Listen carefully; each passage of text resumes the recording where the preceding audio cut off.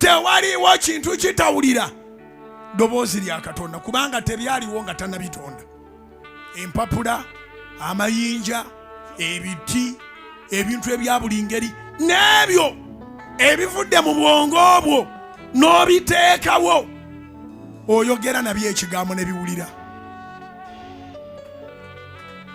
Ntandise enkola empya ndowooza abalogo batuuka ku midaala gyabwe ne bajjayo obuntu obwo bwe basekula ne bamumamirira okwo ne boogera ebigambo boogera misana ne mumutya. Kati gwe mulokole n'otuuka okujja wano ng'ogamba sente zibuze simanyi na kyakkola emirimu gyesibye. Gigambeko, gigamba ate naawe ng'oyogera nnyo. Yes,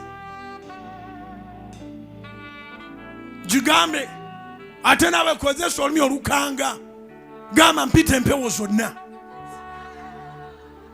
mpita empewo ez'ebuvanjuba, mpita empewo ez'ebugwanjuba, mpita empewo eziva mu nsonda ennya. Mangu nnyo muyingire mu mirimo gino gitambule.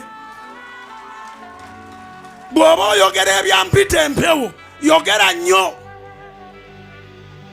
Bw'oba otuuse eno wansi eno ng'oyogera mu linnya lya Yesu awo yogera mpola baleme kulowooza nti oli wa kusaaga. Omanye balowooza nti erinnya lya Yesu lya kusaaga naye bw'oyagala nalyo osobola odyogera ennyo. Naye engeri gye bategeera olulimi lw'empewo. Kati waliwo abuuza musumba olulimi lw'empewo mu Bayibuli luliwa? Ezeekeri 3:7. Nze siina birala bye mmanyi Bayibuli.